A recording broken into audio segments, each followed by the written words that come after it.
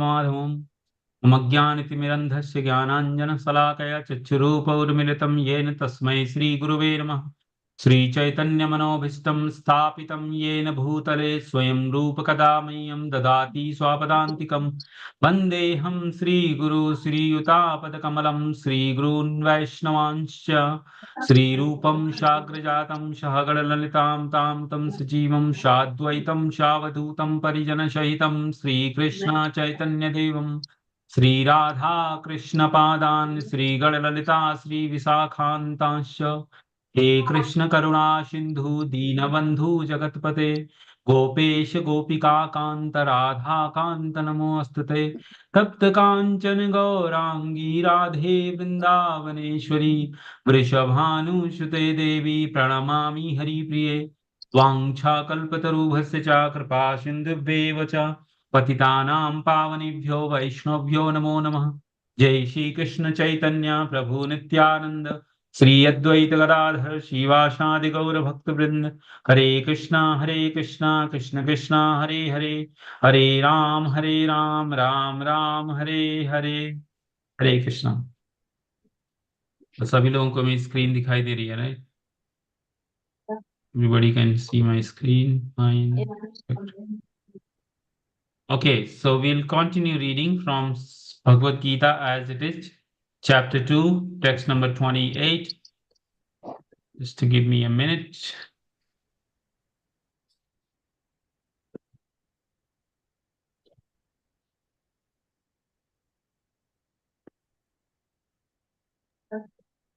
Okay, so we'll read from here.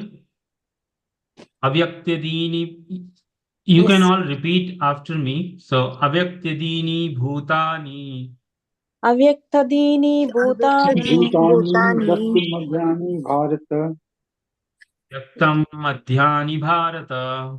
Vyaktam व्यक्तं Madhyani मध्यानि Bharata Bharat Avyaktanidananyeva. Avyaktanidaneva अव्यक्तनिधनानि देवा तत्र का परिदेवना. Tatra तत्र ka का paridevana. देवना। So anybody wants to read Sanskrit sloka? Avyaktadini Bhutani Vyaktamadhyani Bharata Avyaktanidananyeva Tatra ka paridevanam. अव्यक्त आदानि भूतानि व्यक्तिमध्यानि भारत अव्यक्त निधानन एव तत्र का परिदेवना। Prabhu, Hare Krishna. Anyone else wants to read? Hetal Mataji, do you want to read Sanskrit? You can try. हाँ, If you can. yes, I'm trying. अव्यक्तदानि भूतानि व्यक्तमध्यानि भारत अव्यक्त निधना निधनान्यो तत्र का परिदेवना। Thank you. Wonderful. So, Hare Krishna. Mataji, Hansa Mataji. हाँ yes अव्यक्तादीनि भूतानि व्यक्तमध्यानि भारत अव्यक्तधीनि धान्यवे तत्र का परिदेवना। Mataji. Hare Krishna. Okay, so we'll read translation and purport. So I'll read one and then other next verse somebody else can read and then somebody else can read one slokas. So we'll read like that. So translation and purport by His Divine Grace Shri Shri Bhaktivedanta Swami Srila Prabhupada Dwara. Hare Krishna. All created beings are unmanifested in the beginning, manifest in their interim state, and unmanifest again when annihilated. So what need there for lamentation? Purport. Accepting that there are two classes of philosophers, one believing in the existence of soul, another not believing in existence of soul. There is no cause for lamentation in either case. Non-believer in existence of soul are called atheists by followers of Vedic wisdom. Yet even if, for argument's sake, we accept this atheistic theory, There is still no cause for lamentation. Apart from separate existence of soul, the material elements remain unmanifested before creation. From this subtle state of non-manifestation comes manifestation. Just as from ether, air is generated, from air, fire is generated, from fire, water is generated, and from water, earth becomes manifested. From the earth, many varieties of manifestation takes place. Take, for example, a big skyscraper manifested from the earth. When it is dismantled, the manifestation become again unmanifested and remain as an atom in ultimate stage. The law of conservation of energy remains, but in course of time, things are manifested and unmanifested. That is the difference. And then what is the cause there for lamentation, either in stage of manifestation or in unmanifestation? Somehow or other, even in unmanifested stage, things are not lost. Both at the beginning and at the end, all elements remain unmanifested, and only in the middle they are manifested. And this does not make any real material difference. And if we accept the Vedic conclusion as stated in Bhagavad Gita that these material elements are perishable in due course of time. Material bodies are perishable in due course of time. Antva ime deha. Antavanta ime deha. But the soul is eternal. Nitya sukta sarirana. Nitya yukta sarirana. Then we must remember always that the body is like a dress. Therefore, why lament changing of a dress? The material body has no factual existence in relation to the eternal soul. It is something like a dream. In a dream, we may think of flying in the sky or sitting on a chariot as a king. But when we wake up, we can see that we are neither in the sky nor seated on a chariot. The Vedic wisdom encourages self-realization on the basis of non-existence of material body. Therefore, in either case, whether one believes in the existence of soul or one does not believe in the existence of soul, there is no cause for lamentation for loss of the body. Jai Prabhupada ki Jai. So, basically, give you a little background here. Before this verse, if you go 25, 26, or 24, you start with 23, 24. Soul can never be cut into pieces by any weapon, not burned by fire, not moistened by water, not withered by wind. Then Krishna saying, this soul, individual soul, is unbreakable and insoluble, can never be neither born nor dried. He is everlasting, present everywhere, unchangeable, immovable, and eternally the same. And then it is said that the soul is invisible, inconceivable, and immutable. Knowing this, you should not grieve for the body. However, if you think that the soul or the symptom of life will always be born and die forever, you still have no reason for lamentation, O mighty arms. And then in last verse 27, Jata Shwahi Dhruto Mratyum Dhruvam Janma Mritasya Cha Tasmad Apyahararthe Natvam Sochitamarasi. One who has taken his birth is sure to die, and after death, one is sure to take birth again. Therefore, in unavoidable discharge of your duties, you should not lament. And in this verse, Krishna is saying, all created beings are unmanifested in the beginning, manifest in their interim state, and unmanifest again when annihilated. So what need there for lamentation? So basically, topic here is what Prabhupada is explaining, that there are two classes of people in outside world. One believe in existence of soul in the body, other don't believe in existence of soul in the body. So in either case, when someone dies, why we feel sad? Because even if you don't believe there is a soul in the body, then it was just matter. And matter was just like Prabhupada explaining, in a building, when you make a building, you get bricks, mortar, cement, water, everything mixed together, and then you make a house. And when after 100 years, house gone bad, you demolish it, everything becomes dust. Right? So just for 100 years, you had a house, but after that it's dust. So why to lament? Because somebody can say, no, because we were attached to that, house or body. So we lament. But why do you want to be attached to something which is not permanent, right? If you really want to attach to something, then attach to Krishna. Spiritual, which is eternal, attached to your soul, your soul. You have the soul in your body, right? So we should be thinking from our mind about the soul, not caring much about the body, because body will die anyways. Whether you do bhakti, you don't do bhakti, body will get old, and you have to leave the body one day. Who knows what kind of body you will get in next life.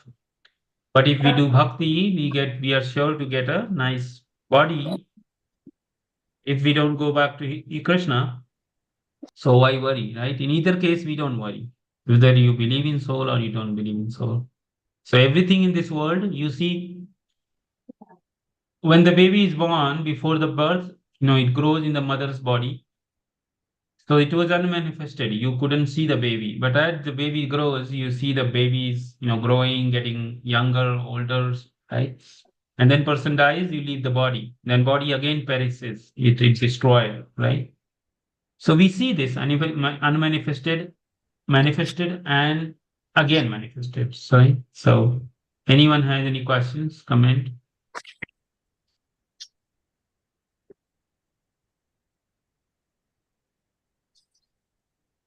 Okay. So we'll go to next sloka. Who want to read next? Text 29.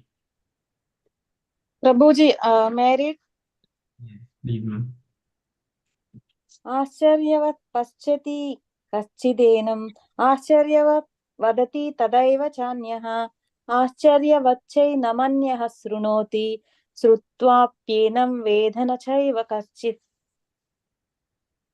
Since Gita Upanishad is fully based on the principles of the Upanishads, it is not No, surprising. you have to read translation, Mataji. Oh. The translation.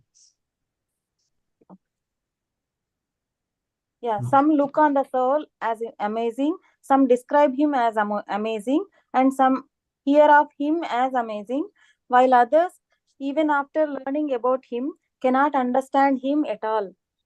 Gita Upanishad is fully based on the principles of the Upanishads. It is not surprising to find this parallel passage in the Katha Upanishad 1.2.7. Sravanayapi bahubhiryo na labhyah शृण्वन्त्योऽपि बहवोऽयं न विद्युः आश्चर्यो व्यक्तकुशलोऽस्य लब्धा आश्चर्योऽस्य ज्ञाता कुशलानुष्ठिः.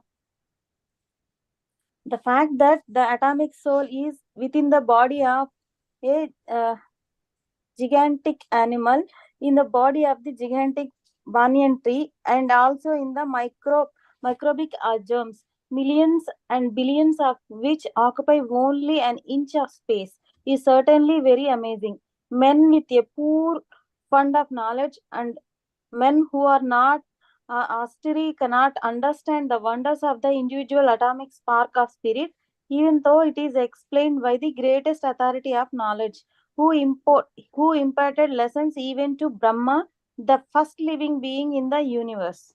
Owing to a gross material conception of things, most men in this age cannot imagine how such a small particle can become both great and so small. So men look at the soul proper as a wonderful either by constitution or by description. Illusioned by the material energy, people are so engrossed in subject matters for sense gratification that they have very little time to understand the question of self-understanding. Even though it is a fact that without this self-understanding, all activities result in ultimate defeat in the struggle for existence. Perhaps they have no idea that one must think of the soul and thus make a solution to the material miseries. Some people who are inclined to hear about the soul may be attending lectures in good association, but sometimes, owing to ignorance, they are misguided by acceptance of super soul and the atomic soul as one without distinction of magnitude. It is very difficult to find a man who perfectly understands the position of the super soul, the atomic soul, their respective functions and relationships, and all other major and minor details. And it is still more difficult to find a man who has actually derived full benefit from knowledge of the soul and who is able to describe the position of the soul in different aspects. But if somehow or other one is able to understand the subject matter of the soul, then one's life is successful. The easiest process for understanding the subject matter of self, however, is to accept the statements of Bhagavad Gita spoken by the greatest authority, Lord Krishna, without being deviated by other theories. But it also requires a great deal of finance and sacrifice, either in this life or in the previous ones, before one is able to accept Krishna as the Supreme Personality of Godhead. Krishna can, however, be known as such by the causeless mercy of the pure devotee and by no other way. Hare Krishna, Prabhuji. Mataji. Hare Krishna. Thank you so much. So, this verse, Krishna is explaining and Prabhupada is further giving that. There are different type of people in the world you will see. Some see people who believe in soul. This is the category. Some people describe soul as amazing, Some people look on soul as amazing. They say, oh, this is Atma, very nice, very powerful. Oh, they say, oh, it's wonderful. Someone hears soul as amazing. But there are a lot of people, even after hearing about him, cannot understand at all. So why they cannot understand soul? Right? Prabhupada explaining because they don't accept Krishna as the Supreme Personality of Godhead. Therefore, they cannot understand the message of Bhagavad Gita.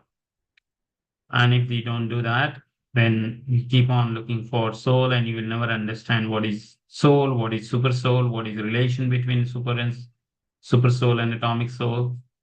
And then what is all major and minor detail Prabhupada is explaining, right? So this is the reason. Because they don't accept Krishna as the Supreme Personality of Godhead, they cannot understand the message of Bhagavad Gita or Bhagavatam. It's impossible. They may be very great sadhu, sant, all that, but they will not understand this message. Never understand, because they want to become God. They want themselves to become God. They want to known as God, right? They don't want to understand this message. So that's what Prabhupada is explaining. Anybody has any question for this sloka? Okay, so next is sloka. Who wants to read text number 30?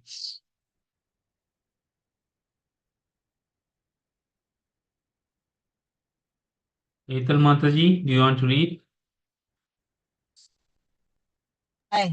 No, I cannot read actually. Okay. I can say the scream if you don't have a book. Is that okay? Fine. Fine. Okay. So here is the sloka 30.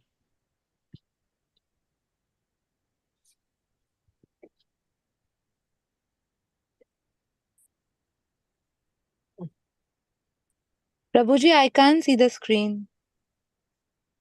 Let me reshare for you. मैं बोलूं? Can you see now? Yes, now I can.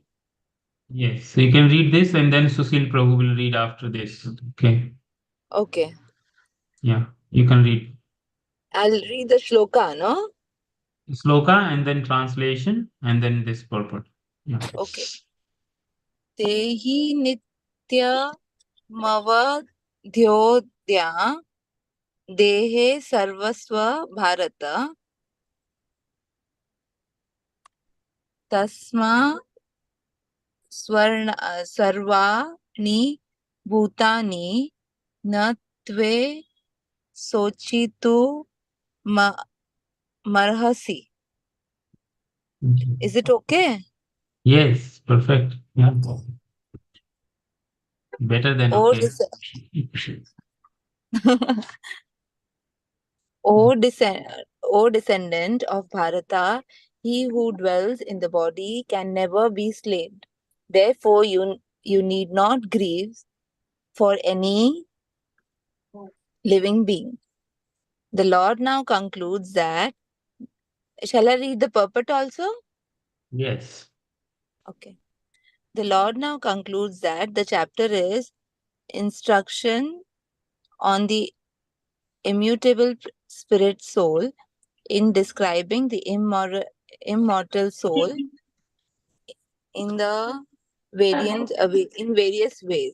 Lord Krishna established that the soul is immortal and the body is temporary. Therefore, Arjuna, as Kshatriya, should not abandon his duty out of fear that his grandfather and the teacher, Bhishma and Drona, will die in the battle. On the authority of Shri Krishna, one has to believe that there is a soul different from the material body, not that there is no such thing as soul, or that living symptoms develop at a certain stage of material maturity resulting from the interactions of chemicals. Though the soul is mortal, violence is not encouraged. Violence is not encouraged, but at the time of war, it is not discouraged when there is actual need for it. That need must not be justified in the terms of the sanction of Lord and not capriciously. Thank you, Mataji. Hare Thank you Krishna. so much. Yeah. Hare Krishna. So basically, you are what the Hetal Mataji just read, that somebody may say, since soul is immortal, you cannot kill the soul. To then say animal killing is good because you're not killing the soul, you're killing the body. So why you are against it? So Prabhupada and Krishna is explaining here. Prabhupada is explaining that this does not mean that you encourage violence, like you want to kill everyone. No, it has to be authorized. Killing has to be authorized, right? For example, like the same example, a judge can award capital punishment, phansi, to anyone based on the constitution and rules. But the same judge, if goes out of the court and slaps a person, he can be put into jail. But the same judge sitting in the seat of the judge can kill someone, order to kill. Why? Because the judge on the authority is taking decision to kill someone not by his own desire, but based on state's desire and rules and regulations. Go on. Yes, yes. I know. Okay. So, but the same judge, when it is out and slapping someone or killing a dog or driving the car, a dog is killed, then the judge can be punished, right? Because then judge is doing for himself. So likewise, if we fight for Krishna, fight for God, fight for him, then Arjuna is not punished because he is fighting for the dharma. But if the same thing fighting happens for our own benefit, then it could be sinful, right? So next sloka will read. Anybody has any question, any comment, anything, any curiosity? No, Guruji. Wonderful. Thank you. So Susil Prabhu, text 31. You have Thank you, book, sir. right? You have book? Yes, sir. Yes, sir. Yes, I have book. Thank you. Yes, please read. सर्वधर्मम अपि च अवेक्ष न विकम्पतुम अर्हसि धर्म आदि युध्याक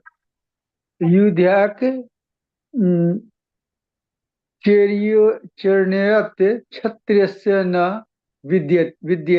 विद्यते. Concerning your specific duty as a Kshatriya, you should know that there is no better engagement for you than fighting on religious principles, and so there is no need for hesitation. Out of 4 orders of the social administration, the second order for the matter of good administration is called Kshatriya.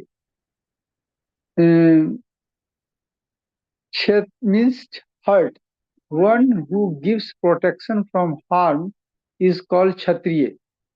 The Kshatriya are trained for killing in the forest. A Kshatriya would go into the forest and challenge a tiger face to face and fight with the tiger with his sword. When the tiger was killed, it would be offered the royal order of cremation. The system has been followed even up to the present day by the Kshatriya king of Jaipur state. The Kshatriya are especially trained for challenging and killing because religious violence is sometimes a necessary factor. Therefore, Kshatriya are never meant for accepting directly the order of sannyas or renunciation. Non-violence is the politics, may be a diplomacy, but it is never a factor or principle. In the religious law book it is stated, aha, aha vesu mitho neyoyam jigmastno mahi chitam yuddham yuddham anaha pranam saktya स्वर्गम यन्ति अपर्णमुखः यज्ञेषु पशवो ब्रह्मं कन्यान्ते शतानं द्विजः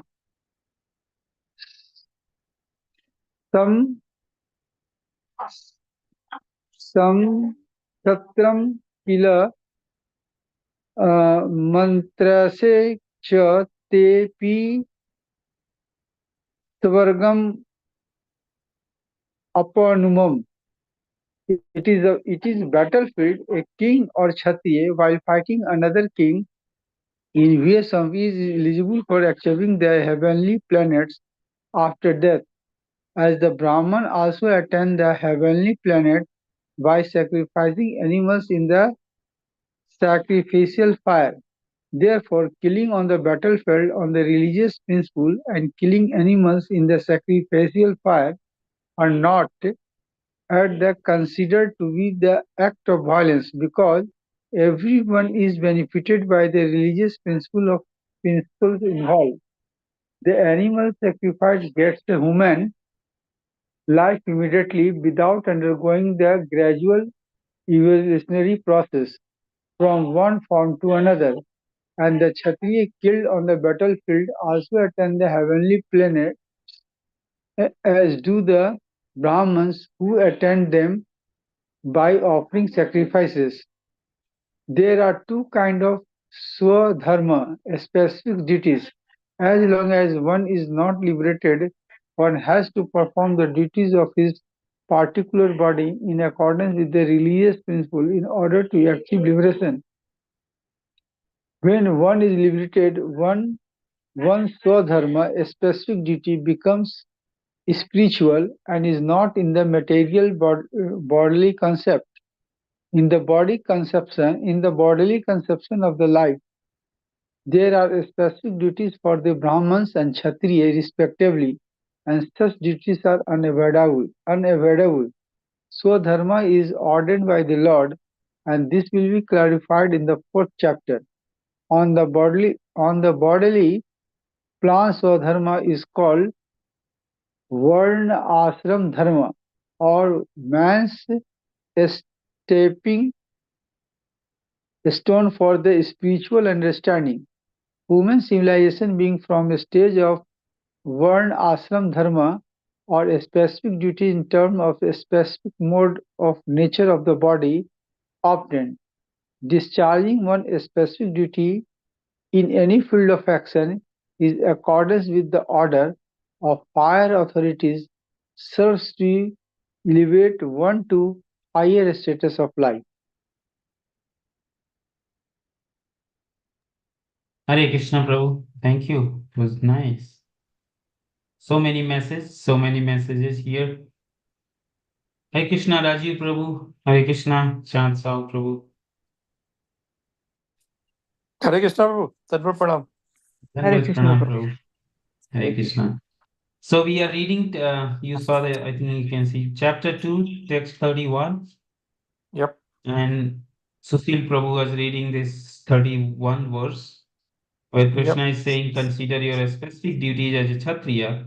You should know that there is no better engagement for you than fighting on religious principles, and there is no need for hesitation. So this discussion going on, and Prabhupada is very nicely explaining about what is duty of a Kshatriya and why, we should do our duties. And Krishna will further explain why we should focus on our duty. Okay.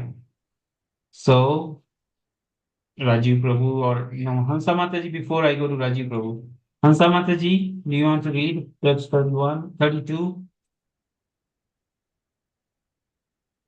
English नहीं आती मुझे। कोई नहीं, आप संस्कृत पढ़ लीजिए, मैं आपके लिए हिंदी वाला सॉरी, आप हिंदी में से भी पढ़ सकती हैं अगर आप चाहती हैं। आपके पास किताब है हिंदी वाली 32? नहीं। तो हिंदी वाला मेरे पास माता जी नहीं है, तो आप एक काम करिए, संस्कृत बोल दीजिए और मैं आपके लिए पढ़ देता हूँ 32 वाला, ठीक है? आप संस्कृत पढ़ देंगे। एक आप किताब एक ले लीजिए माता जी, हिंदी वाला, तो अच्छा रहेगा। ऑर्डर कर दिया, ऑर्डर आ जाएगा। हाँ माता जी 32।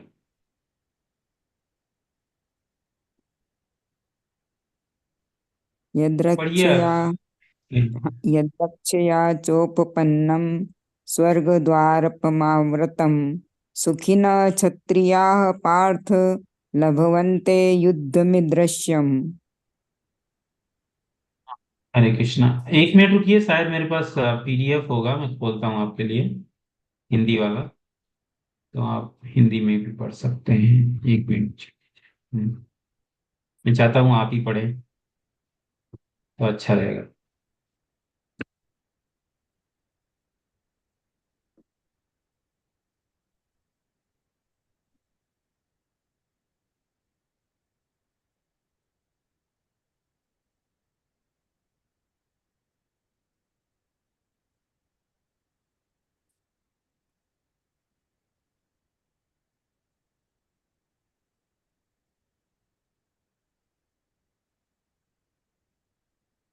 या मिल गया शायद मुझे।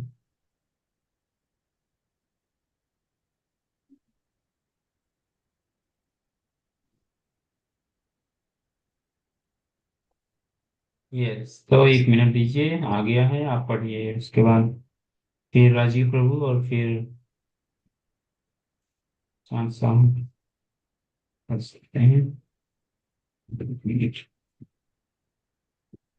हंसा माता जी, आपको दिख रहा है राइट ये स्क्रीन अभी?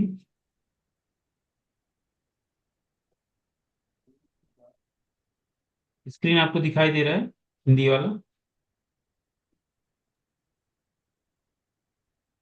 हे पार्थ, वे क्षत्रिय सुखी हैं जिन्हें ऐसे युद्ध के अवसर अपने आप प्राप्त होते हैं जिससे उनके लिए स्वर्गलोक के द्वार खुल जाते हैं। तात्पर्य: विश्व के परम गुरु भगवान कृष्ण अर्जुन की इस प्रवृत्ति की भर्त्सना करते हुए जब वह कहता है कि उसे इस युद्ध में कुछ भी तो लाभ नहीं दिख रहा है, इससे नरक में शाश्वत वास करना होगा, अर्जुन द्वारा ऐसे वक्तव्य केवल अज्ञानजन्य थे। वह अपने स्वधर्म के आचरण के अहिंसक बनना चाह रहा था, किंतु एक क्षत्रिय के लिए युद्ध भूमि में स्थित होकर इस प्रकार अहिंसक बनना मूर्खों का दर्शन है। पराशर स्मृति में व्यास देव के पिता पराशर ने कहा है, क्षत्रियो हि प्रजारश्न च शस्त्रपणि प्रदंडय निर्जन्य पर सैन्यादि चिति धर्मण्यपात्येत। क्षत्रिय का धर्म है कि वह सभी क्लेशों से नागरिकों की रक्षा करे, इसलिए उसे शांति तथा व्यवस्था बनाए रखने के लिए हिंसा करनी पड़ती है। अतः उसे शत्रु राजाओं के सैनिकों को जीतकर धर्मपूर्वक संसार पर राज्य करना चाहिए। यदि सभी पक्षों पर विचार करें तो अर्जुन को युद्ध से विमुख होने का कोई कारण नहीं था। यदि वह शत्रुओं को जीतता है तो राज्य भोग करेगा, और यदि वह युद्ध भूमि में मरता है तो स्वर्ग को जाएगा, जिसके द्वार उसके लिए खुले हुए हैं। युद्ध करने के लिए उसे दोनों ही तरह लाभ होगा। ऊपर इस ओके। हरे हरे कृष्ण। कृष्ण माता जी। हाँ वो बोलो, मैं बोल रहा था, हो गया वो श्लोक, उतना ही था उसमें। जी। सो इसमें अभी क्लियर है, ज्यादा कुछ है नहीं, डायरेक्ट बता रहे प्रॉपर कि तुम्हें कोई कारण नहीं है। कृष्णा बोल रहे हैं अर्जुन को कि तुम्हें युद्ध ना करने के कोई कारण नहीं है, जो कारण तुम दे रहे थे उसका कोई मतलब नहीं है, क्योंकि तुम क्षत्रिय हो तो तुम्हें लड़ना ही है। और नहीं लड़ोगे तो किसी और तरीके से लड़ोगे, राइट। तो अगला श्लोक राजीव प्रभु पढ़ेंगे। जी प्रभु। अदचत तवम इमाम धर्म संग्राम न करिष्यसि ततः स्वधर्म कीर्ति च हित्या पापममा अवाप्स्यसि. If, however, you do not fight this religious war, then you will certainly incur sin for neglecting your duties and thus lose your reputation as a fighter. Arjun was a famous fighter, and he attained fame by fighting many great demigods, including even Lord Shiva.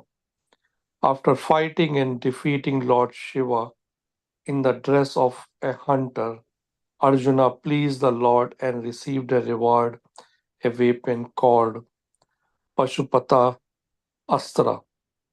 Everyone knew that he was a great warrior.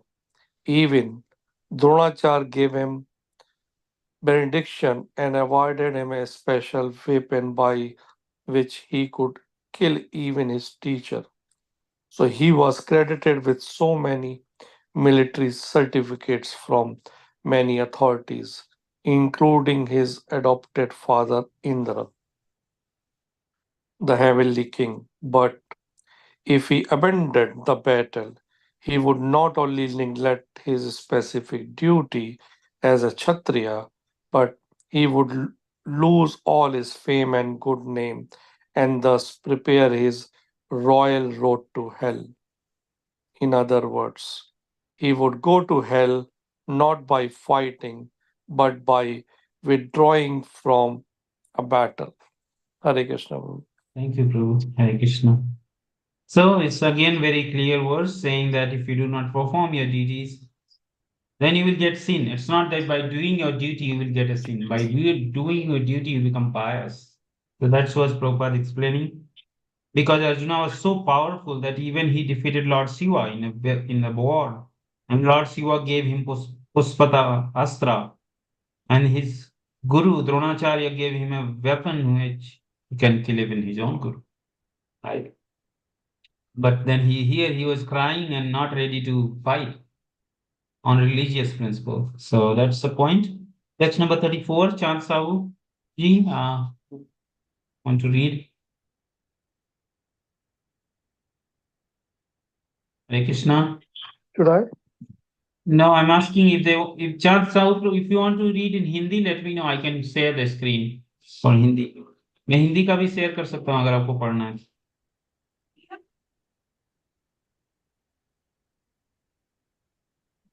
Okay, Prabhu, Rajiv Prabhu, you can read. No, Prabhu. Akirti chapu bhutani kathayishati te vayam sambhavit sats char chaki kirtmar bani dart arti chute. People will always speak of your infamy, and for one who has been honored, dishonor is worse than death. Both as friend and philosopher to Arjuna, Lord Krishna now gives him final judgment regarding Arjuna refuses to fight. The Lord says, Arjuna, if you leave a battlefield, people will call you a coward even before you actually fight. And if you think that the people may call you bad names, but that you will save your life by fleeing the battlefields, then my advice is that you would do better to die in the battle. For a respectable man like you, ill fame is worse than death. So you should not flee for fear of your life. Better to die in the battle. That will save you from the ill fame of misusing my friendship and from losing your prestige in society.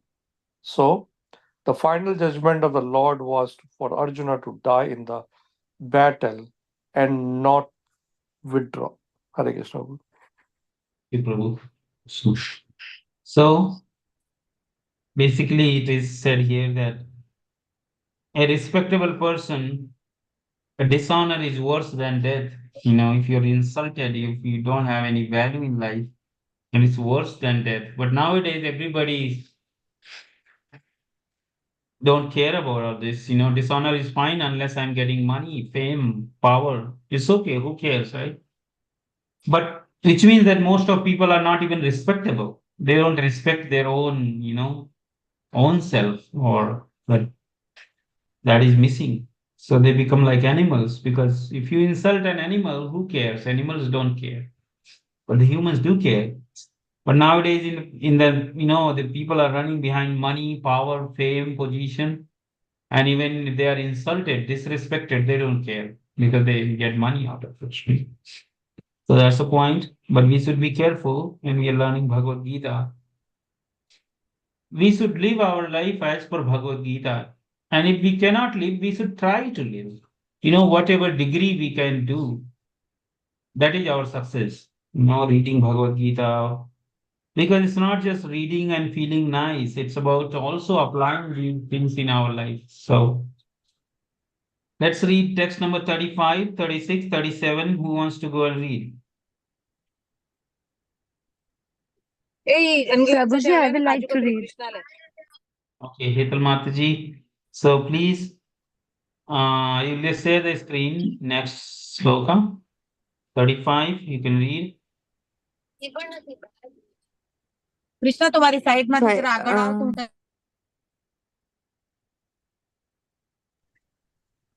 जरा बंद Bhai- करना है ये 2 minute. sorry, I cannot read. Please pass it on to Okay, someone. you can read later when we are. I'll when read you are. later. Huh. Yes, thank you. Who else wants to read? Should I do? Susil Prabhu? Yes, please. Thank you. भयात रणात उप्रतम मत्स्यन्ते त्वं महारथ येषां च त्वं बहुमत भूत्वा यशसि लाघवम्.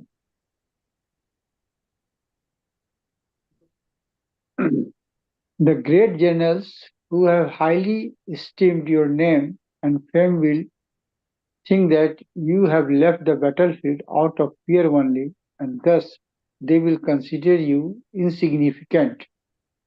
Lord Krishna continued to give his verdict to Arjuna. Do not think that the great generals like Duryodhana, Karna, and others contemporaries will think that you have left the battlefield out of compassion for your brothers and grandfather. They will think that you have left out of fear for your life, and thus their high estimation of your personality will go to hell. Next slogan. Next slok is Avachya Vadan Cha Bahun Vadyasanti Tva Ahita Nindata Tva Samartham Tata Dukhtaram Yu Kim. Your enemies will describe you in many unkind words and scorn your ability. What could be more painful for you? Lord Krishna was astonished in the beginning at the Arjuna and called for plea for compassion. And he described his compassion as a befitting the non-Arjan. Now, in so many words, he has proved his statement against Arjuna's so-called compassion. So, अतः वा प्राप्यसि स्वर्गं जित्वा वोच्छसे महिं तस्मात् उत्तिष्ठ कौन्तिके युद्धाय कृत निश्चय.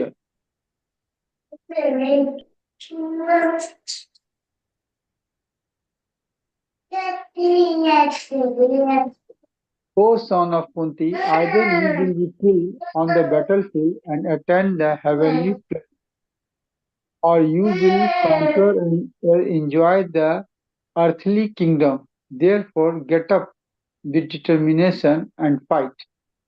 Even though there was no certainty of victory for Arjuna's side, he still had to fight. For even being killed there, he could be elevated into the heavenly planets. yes, thank you, Prabhu. So, in these three slokas which Sushil Prabhu just read, Krishna is trying to explain to Arjuna that what you were thinking as a compassion is not compassion. It is people will think you were coward, and they will doubt your ability. They will doubt your, scorn your abilities, and they will tell unkind word about you. And don't worry if you think that if you did lose the battle, you will still achieve the heavenly planet because you are fighting and you are doing your Kshatriya duty. So there is no fear, right? So let's go text 38 and we will read text last 39 and then we'll stop there. So text 38, who wants to read?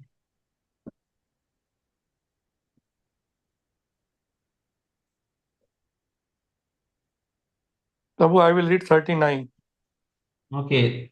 Nagarani Mataji, do you want to read 38? Okay, Prabhuji, I'll read it. Thank you. Very famous verse. कृत्वा लाभालाभौ जयाजयौ ततो युद्धाय युज्यस्व नैवं पापमवाप्यसि.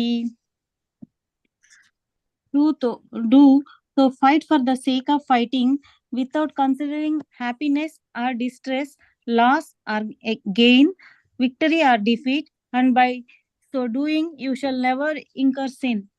Lord Krishna now directly says that Arjuna should fight for the sake of fighting because he desires the battle. There is no consideration of happiness or distress, profit or loss, victory or defeat in the activities of Krishna consciousness. That everything should be performed for the sake of Krishna is transcendental consciousness. So there is no reaction to material activities. He who acts for his own sense of gratification, either in goodness or in a passion, is subject to the reaction, good or bad. But he who has completely surrendered himself in the activities of Krishna consciousness is no longer obliged to anyone, nor is he a debtor to anyone, as one is in the ordinary course of activities, it is said.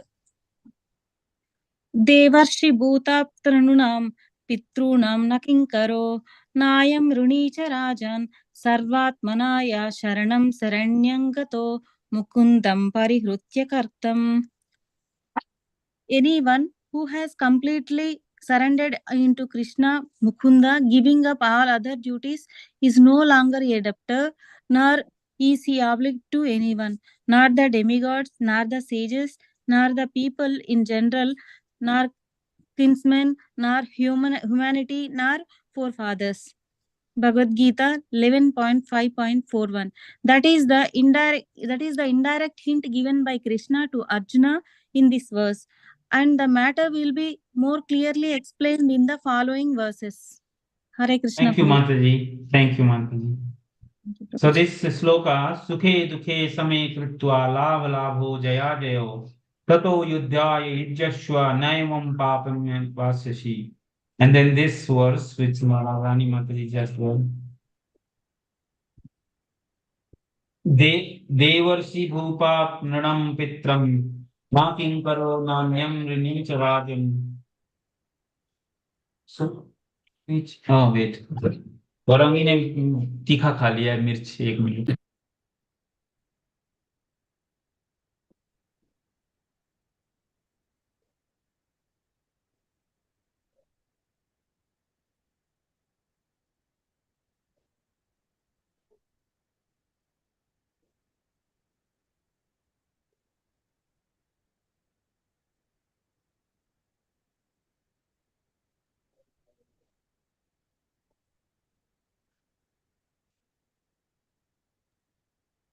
So this verse, devarsi bhupta naram pitram nakim karo nyani nrinim cha rajan sarvatmana yat saranam sharanyam gato mukundam parihitta kriptam. So why we always say this, that if you follow, because so many times you may have doubt in your mind that, oh, if I don't worship this demigod, if I don't worship that demigod, if I don't worship my pitras, if I don't worship, respect everyone, then I may get sin, I may get trouble. But Bhagavatam, 11th canto, 5th chapter, 41st verse, you can somewhere write this and remember, daily read this, that if you chant Hare Krishna and surrender completely to Krishna, then you are not debtor to anyone. Demigods, that God, this God, no God. Because Krishna is Supreme Personality of Godhead, so he takes care of everything.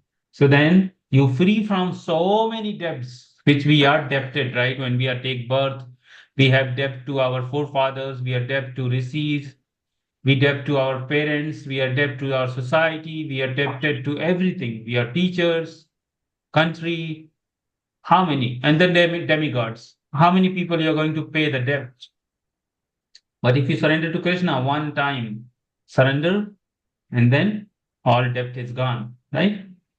So this is wonderful process, Krishna consciousness. But if we take it, then otherwise it becomes just theory. Just feels nice, but then we don't want to do it. We don't want to surrender. We want to have reserved things, right? No, Prabhuji, I can do this much. I can't do everything for Krishna because I have other business too to do, right?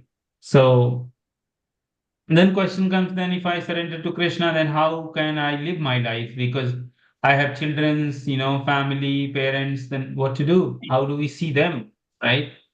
So the answer is that you consider everyone around you, your parents, kids, your, colleagues, your friend, your society, house, money, position is gift of Krishna. And if they are gift of Krishna, then you have a gratitude towards them. You consider them as a Vaishnava, and then you treat them like a Vaishnava. And then whatever you are doing for them is like becomes service to Krishna. So Krishna becomes in center, and then everything around Krishna, everything you do is indirectly or directly for Krishna, right? So if you give a gift, you give Krishna conscious gift.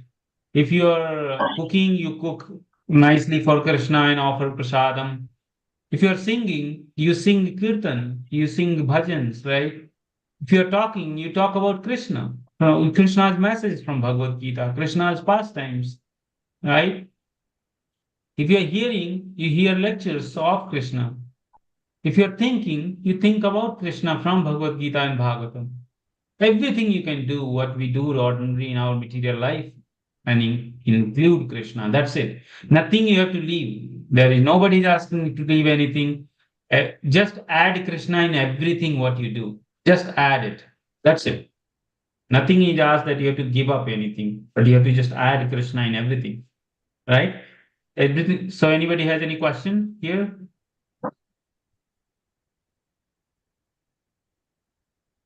Okay. So now then we'll go to Rajiv Prabhu and we'll read our last verse. Chand Sahu Prabhu, do you want to read Hindi or English? Anything? No, sir, it's not visual on my screen. No, it's not. Uh, So you don't I have can't. Bhagavad Gita? No, I don't have this type. You should get it. Man, I will sponsor for you. Please get a Bhagavad Gita copy, whatever I have language, got, but Hindi, English, oh, or you don't have I right have now got, with you. but I have not kept with me this time. No? But you can open this on your phone. This link I can send in the chat, and you can open this in your phone if you want to. I mean, if you're I not, can't then read on this screen, na, sir. I can't okay, read. okay, okay. Thank you. But you're hearing. That's good. Thank you. Okay, so text 39, Rajiv Prabhu. Let's end with that. You can read, and then we'll end our session in 10 minutes. Hare Krishna. Sure, Prabhu. एषा ते विहता सांख्या बुद्धि योगे ता इमाम वसु बुद्धिया युक्तो यया प्रथा Karma bandram prayasasi. Thus far I have declared to you the analytical knowledge of Sankhya philosophy. Now listen to the knowledge of yoga whereby one works without fruitive result. O son of Pratha, when you act by such intelligence, you can free yourself from the bondage of works. According to the Nirukti or Vedic dictionary, Sankhya mean that which describe phenomena in detail, and Sankhya refer to the philosophy which describe the real nature of the soul. And yoga involved controlling the senses. Arjuna's proposal not to fight was based on sense gratification, forgetting his prime duty. He wanted to cease fight because he thought that by not killing his relative and kinsman, he would be happier than by enjoying the kingdom by conquering his cousin and brothers, the son of Dhritarashtra. In both ways, the basic principle were for the sense gratification. Happiness drive from conquering them and happiness drive by seeing kinsmen alive are both on the basis of a personal sense gratifications. For there is a sacrifice of wisdom and duty. Krishna therefore wanted to explain to Arjuna that by killing the body of his grandfather, he will not be killing the soul proper. And he explained that all individual person, including the Lord himself, are eternal individual. They were individual in the past, they are individual in the present, and they will continue to remain individual in future because all of us are individual souls eternally, and we simply change our bodily dress in different manners. But actually, we keep our individuality even after liberation from the bondage of material dress. An analytical study of soul and the body has been very graphically explained by the Lord Krishna. And this descriptive knowledge of the soul and the body from different angle of vision has been described here as a Shank in terms of a Nikruti dictionary. The Sankhya has nothing to do with the Sankhya philosophy of the artistic Kapila. Long before the impostor Kapila Sankhya, the Sankhya philosophy was expounded in the Srimad Bhagavatam by the true Lord Kapila, the incarnation of Lord Krishna, who explained it to his mother Dehuti. It is certainly explained by him that Purusha or the Supreme Lord is active and that he creates by looking over the Prakriti. This is accepted in the Vedas and the Gita. The description in the Vedas indicate that Lord glance over the Prakriti or nature is impregnated in with the atomic individual soul. All these individuals are working in the material world for sense gratification and under the spell of material energy. They are thinking of being enjoyer.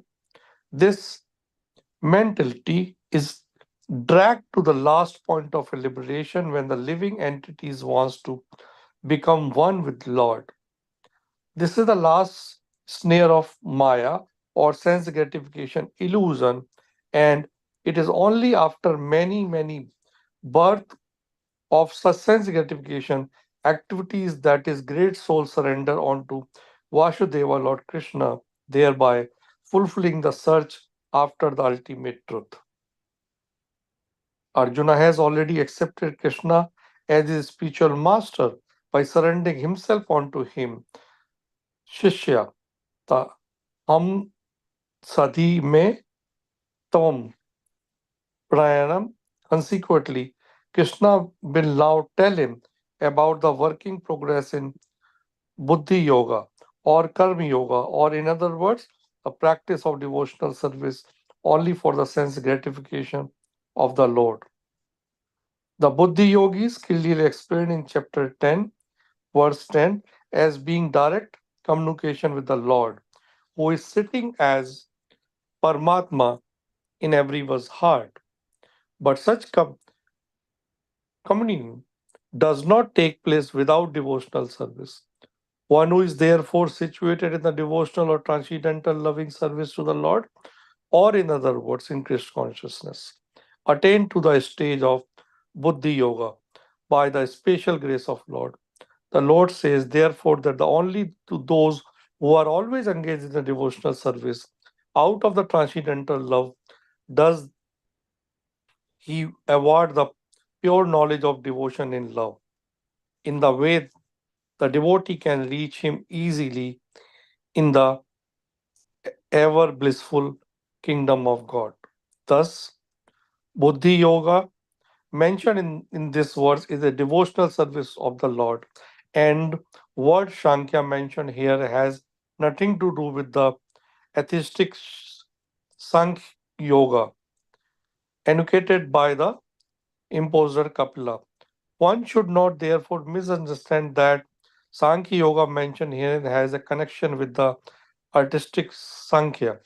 Nor did that philosophy have any influence during that time, nor would Lord Krishna care to mention such godless philosophical speculations.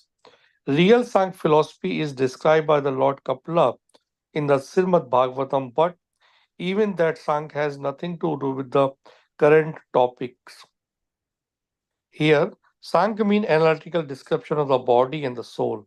The Lord Krishna made an analytical description of the soul just to bring Arjuna to the point of Buddhi Yoga or Bhakti Yoga. Therefore, Lord Krishna Sankhya and Lord Kapila Sankhya, as described in the Bhagavatam, are one and the same. They are all Bhakti Yoga. He said, therefore, that only the less intelligent class of man make distinction between Sankhya Yoga and Bhakti Yoga. Of course, atheistic Sankhya yogis have nothing to do with the Bhakti Yoga, yet the unintelligent claim that the atheistic Sankhya Yoga is referred to the Bhagavad Gita. One should therefore understand that Buddhi Yoga means to work in Krishna consciousness in full bliss and knowledge of devotional service.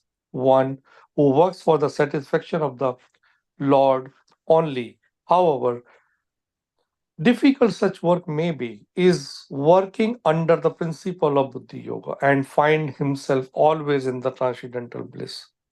By such transcendental engagement, one achieves all transcendental qualities automatically by the grace of the Lord, and thus his liberation is complete in itself, without his making a extraordinary endeavor to acquire knowledge. There is much difference between work in Krishna consciousness and work for fruity result, especially in the matter of sense gratification for achieving result in terms of family or the material happiness. Buddhi Yoga is therefore transcendent quality of the work that we perform. Hare Krishna. Thank you, Prabhu. Hare Krishna. So now this chapter 2 is halfway. So this is the text 39, total slokas are 72. And Krishna is going to switch now. So far, Krishna has described, has been describing Sankhya Yoga, analytical study of body and soul. And now Krishna will start talking about Buddhi Yoga. And then at the end, Krishna will talk about how you can control your habit, mind, and all that will come as we go on. Okay. So it's very clear that Buddhi Yoga means devotional service to Krishna. That's the definition, and Prabhupada is giving examples of atheistic, Sankhya versus devotional Sankhya here. So real Sankhya is devotional Sankhya Yoga, where you understand that I am a soul, not this body, and my relation is with the super soul, and super soul is part and parcel of Krishna sitting in our heart, right? So, and we are also part and parcel of Krishna, but super soul is a manifestation or expansion of Krishna in our heart, in everyone's heart. And that's how Krishna is aware of what's happening in our heart, in our life, because everything starts in your heart, right? So we'll end here. Anybody has any questions, comment, discussion, please share now. Hare Krishna. Prabhuji, this Arjuna has defeated Lord Shiva also. What is this first time? Yes, so let me check because I don't remember. So let me just read. Lord Shiva defeated by Arjuna. Arjuna. Let me see why it happened.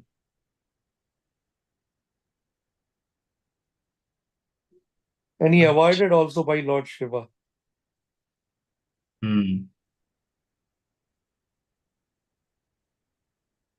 Just a minute. I'm bringing that.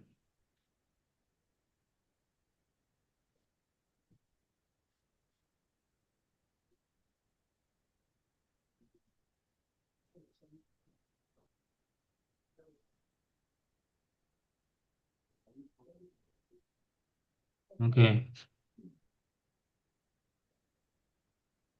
So you see.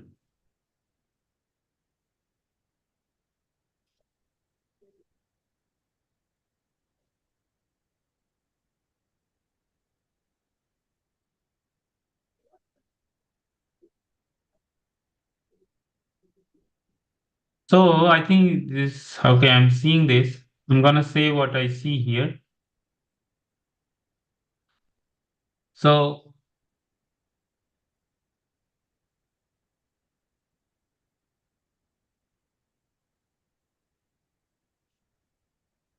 when Pandavas were preparing for battle of Kurukshetra, okay, so he was advised by Krishna to go and worship Lord Shiva. Because if Lord Shiva awards him benediction, then Pandavas will be victorious, right? So he went. So here in Bhagavatam, if you go Bhagavatam 1. First canto, 12th chapter, 20th verse,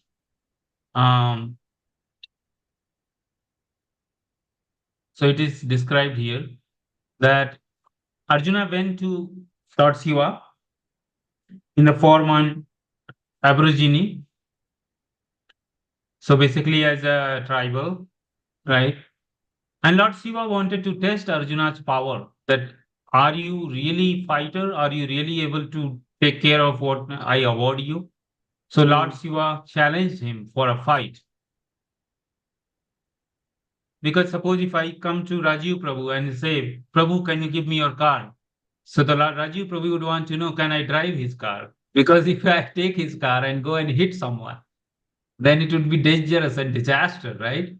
So similarly, if Arjuna went to ask Lord Shiva for benediction, if Lord Shiva gives a Puspat Astra, and if Arjuna cannot handle it, then it would be disaster to the world, right? Because Lord Shiva is very careful. what he gives to people. So he wanted to check Arjuna's power, and then he challenged him. And if Kshatriya challenged for a fight, they fought, right? And Lord Shiva went as a tribe to fight with Arjuna, because if Lord Shiva went as a Lord Shiva, Arjuna will not fight. So Lord Shiva changed his form as a form of tribal aborigine, and then he fought. And then when Lord Shiva was defeated, and then he disclosed his identity. And then Wow. Lord Arjuna started praying to Lord Shiva that I'm sorry, I didn't knew it is you. Yeah, okay. Oh, And then he presented, Lord Shiva gave him this Puspata weapon. That now you are ready to handle my weapon, right? That likewise, once Rajiv Prabhu sees that I can drive his car, he will give me his car. That, hey, Prabhu, now you can drive my car. I'm okay. You will not hit my neighbor. You will not do oh. this. So Interesting pastime, bro. Interesting yes, pastime. it's so as you see the Vedic time, Hmm. the dealings were very honest and it was very careful, because Puspata Astra is like something like atomic weapon, and if you give it to in mad person hand, they will mishandle it, right? One pastime happens Definitely, yeah. with Wonderful. Aswasthama. Aswasthama also got Brahmastra. Brahmastra, He has yes. Brahmastra. Hmm. He released against the womb of wife of Abhimanyu, Abhimanyu. What's the name? Uttara. Uttara. So Hmm. because the Maharaj Parikshit was in the womb, Aswasthama Yeah. wanted to kill the baby.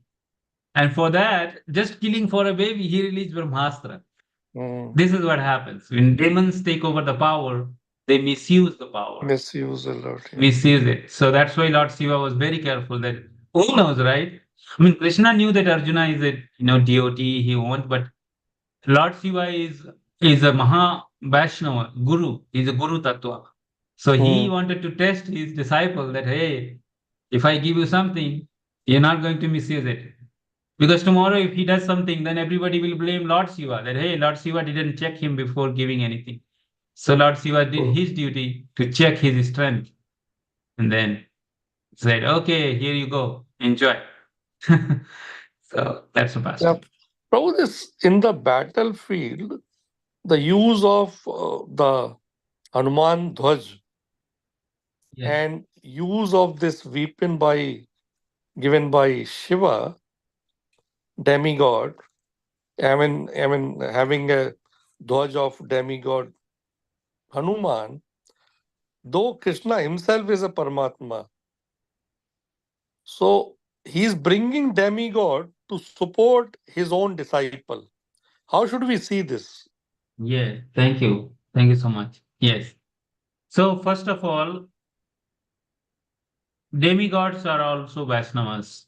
Okay, we should understand Tattva, what is the principle. So demigods are Vaishnavas, they are devotees of Krishna. That's true. Now, who is Hanuman? Hanuman is very exalted. Hanuman is also Tattva, Rudra Tattva. He is incarnation, one of the incarnation of Lord Shiva, right? Hmm. And Rudra, like he came from there. So when Hanumanji was there with Lord Ram, he was there with Lord Ram also, right? Like he served Yep. Lord Ram as a humble servant in the form of monkey. And Hanuman's desire was that he wanted to serve every incarnation of his Lord. So he doesn't just wanted to say one time, okay, I'm done with you. He wanted to serve, okay, next time you are coming, I'm waiting for you in Mansarovar. I'm sitting there and meditating. And when Krishna came, he was so happy.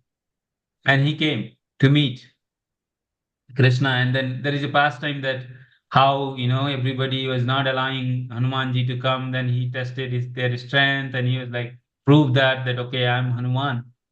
And Hanuman has a desire to serve Krishna because he wanted to serve his Lord after so many millions of years gone, and he didn't have the darshan and service. So Lord, Hanuman wanted to serve, and if a devotee wants to serve, the Krishna allows it. He doesn't stop anyone's service. That's the one thing he never stops. Even demons wants to serve. Krishna, Lord allows it. When in Ayodhya Kand, in Valmiki Ramayana, when the battle was happening, it was started, the battle started, a lot of demons were killed, the brothers of Ravanas were killed, and Vibhishan was thrown away from kingdom. He was, told by other Ravana, now you kicked off, you're not part of Lanka. Vibhishan came to Ram, to meet Ram, Ramesh on the outside of Lanka. And then everybody was judging Vibhishan that, hey, how can you allow? Even Hanumanji was very, very, careful, and Ram, Lakshmana was not ready. Everybody, Sugriva and Jamavant were very suspicious of Vibhishan. Yeah, you can't trust To be- easily. Yeah. So, but Hanumanji knew that this is Vaishnav in form of body of Ravana's brother, and because he helped Hanumanji to find Mother Sita, and he was very well-wisher, caring for Vaishnava. He served Vaishnava, so of course Lord Ram is very kind. And then he said, no problem, I trust you. And then Lord Ram tells Vibhishan that I am not against anyone. If today, even today, if Ravana comes to me and just begs forgiveness, I will leave him. I will forgive everything what he has done to my wife, to my brother, to all the monkeys, all my devotees. I'll forgive. Even if he comes now, even just battle going on. So this is Krishna, this is Ram, that they are forgiving demons. So if the deities want to serve, like Hanuman wanted to serve, all right, you come. Shivaji wanted to serve, all right, you come. The chariot of Arjuna was given away, Agni. It was a fire chariot. Wherever it goes, it will burn everything, right? Of course, Yep. demons, not the deities. So Krishna accepts service from anyone. Doesn't matter what body it is, monkey body, snake body, there are so many pastimes of Krishna, cows serving him. Kaliya, he accepted service of Kaliyas, Nagpatnis, right? He accepted the service of Amla Arjun trees, prayers. He accepting their prayers and giving them Swarupa Mukti, liberation in the same, for body of Vaikuntha. So Krishna, in Lord Ram accepted the service of a squirrel. The monkeys are saying, oh, this little squirrel moving a dust particle, and what are you gonna do? And they're making joke. And then he said, no. Any service is I'm looking for Bhavagrahi Janardana, I'm looking for intentions and then love and care. I don't care who is what. So that's Krishna. That is why Krishna allowed. He could have finished the battle in a moment, but he wanted his deity Arjuna to be glorified and the Vaishnavas to be established as the king. Because suppose somebody can say, Prabhu, like this, oh, Krishna was a diplomatic person. He was playing diplomacy. He was sitting behind and asking Arjuna to fight. But why he was not fighting himself? Right? Because this could be a logic that why you are making whole family fight and kill each other. And then what are you doing there? You're just taking maja le rahe ho idhar baith ke bas, okay, I like this. But then answer is that if Krishna would have fought and won the battle, then what people will say again? They will say, oh, he was God, so he just dominated. He dominated. There was no equal fight. Because God versus everyone is nothing. Just Sudarsana or Garuda comes and then kills everyone. So where is the fight has to be in between equals, right? So there was no comparable person to fight with Krishna. So why Krishna will fight? So it's better let the people fight and rule the kingdom. Because if Krishna would have taken over the kingdom, they will say, oh, he was a god. He just suppressed, make everyone slaves and become, powerful. It's like, suppose I am the most powerful person in my village, like most powerful person. And if I go and say everyone, now from today onward, you all come daily and pay obeisances unto me. I am your God because I'm most powerful. How people will see outside. Oh, Purushottam, he is so puffed up with his power that he's going to his village and then he's showing his power because there is no one equal to fight. So he's just trying to showcase. Mm. But if I say, hey, here is your village, here is a nice person who is religious, please give respect to him and he will take care of you. So I'm just sitting as separate person, right? That's why this is the leadership formula that leaders should never get involved in details of matter. They should always empower sub leaders, so let them decide what they want to do and just give a right counsel and advice, Mm. not become True. like controller and dominant people, but giving advice, let people decide how they want to live life, who wants to be leader. So battle was because they wanted to establish a noble king, Yudhishthira, as a king of the world. So therefore, Krishna did not even wanted to fight from any side. He said, you take me or my army. And Duryodhana said, I'll take your army. And Arjuna as a deity said, all right, Mukunda, I would take you. And then Krishna said, oh, I will become your chariot. Then Krishna glamorous job. And so, in fact, more painful because the arrows hitting you in the front, the chariot is getting first hit. Correct. Then so it's very painful. And then Arjuna is hitting in his back every time, left, right direction, Yeah. giving direction. Yeah. So Krishna is taking that position, humble position, though he is the Supreme Personality of Godhead, teaching us that if we want to do welfare service to everyone, then we should give right counsel, right advice, but we did never interfere with the free will, the desires of others. Even in Bhagavad Gita, if he gives 700 verses, instruction, but at the end he says, Yatha Tatha Suchi Tatha Kuru. Jaisa socho vaisa karo. Do as you desire. I told you everything. Now you decide what you want to do. Mm. Right? Because he is respecting individuality of a person, Arjuna. Yeah. But Prabhu, in the back end, it was Sudarshana which was playing a major role, which was invisible. Of course. I mean, if there are multiple factors, Prabhu, Sudarsana was one. The place, Dharma Kshetre, Kuru Kshetre, the place itself has an influence in the first chapter of Bhagavad Gita. Place itself was influential, Dharma will prevail. So what to do, right? If I go to Makkah and to that masjid where Muslims pray and Hajj, they go for Hajj. I can't do Kirtan much there because they won't allow me to happen. Because that's a place for Muslim worship.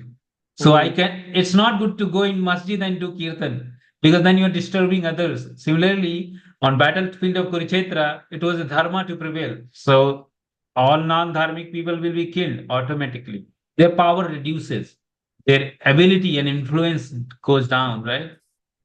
Compared to similar example, if you go to temple, chant Hare Krishna, everybody loves it. Your power of chanting increases. You go into a mosque, a church, then you feel more insecure and feared. Oh, who knows who will attack me now? So, and then of course, Krishna is sitting, Sudarshana, Garuna is always there. Mhm. And then our own intention, if we are on towards the side of dharma and righteousness, religiousness, and right cause, then your power to fight increase. And power of tolerating others' problems also increase. Even somebody troubling me, but I'm on right side. That's the formula Mahatma Gandhi adopted. Non-violence. Non-violence means what he was doing. How much oppression British do, I will tolerate. By that just one formula, Britishers were defeated. Been frustrated. Oh, this guy always goes on hunger strike. And then whole country just, with him. Yeah. Right? No So, violence, yes. just little righteousness, little, of course, there was a political motivation. But what if you just, surrendering for Krishna and working for Krishna? for righteous cause and performing a duty is so powerful. We do it when we realize it, Prabhu. It's a very powerful principle to do our specific duties, always stay honest and truthful to our guru, to our shastras, to Krishna, and forget about the rest, right? Because we read that verse that if you surrender unto Krishna, then you are free of all the depths of all different type of relations, obligations. So thank you, Prabhu, for Thank you, kindling Prabhu. that discussion. Yes. So for everyone, does that make sense what we discussed? One thing you learned today? Just want to hear from others. What is one message? एक कौन ऐसा message था जो आपने आज सीखा आज के सेशन से, आज के डिस्कशन से?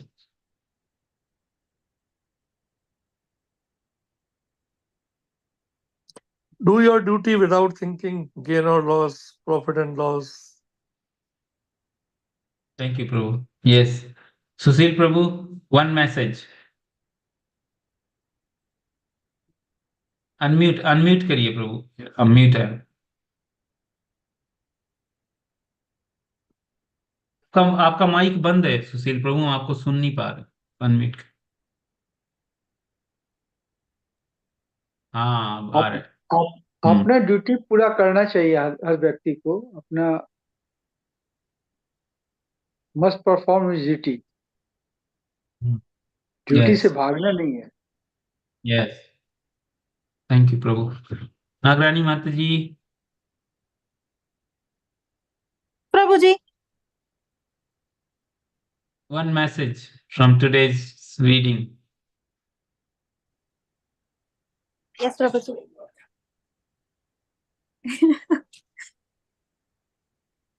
What to say? Just say one.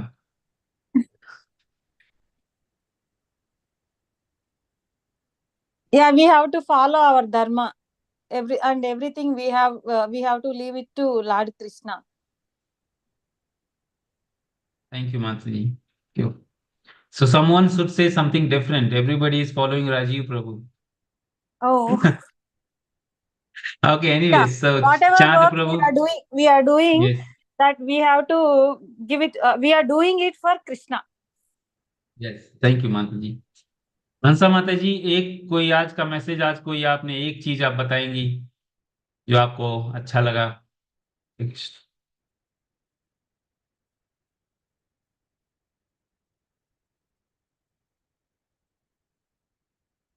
चांद प्रभु, कोई एक मैसेज जो आपको अच्छा लगा? One message.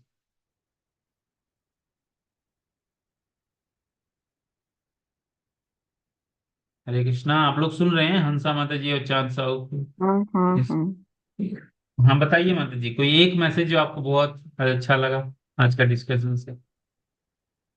बस मुझे गीता सुनना बहुत अच्छा लगता है। नहीं बोलो तो आप सीखी क्या उससे, क्या आज का जो लर्निंग रहा पढ़ने से?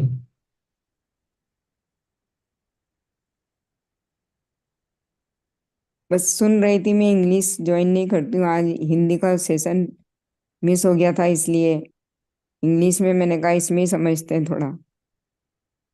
हाँ, तो गीता में से आपको कोई एक ऐसी बात है जो बहुत अच्छी लगती है गीता में जो आप पढ़े हैं?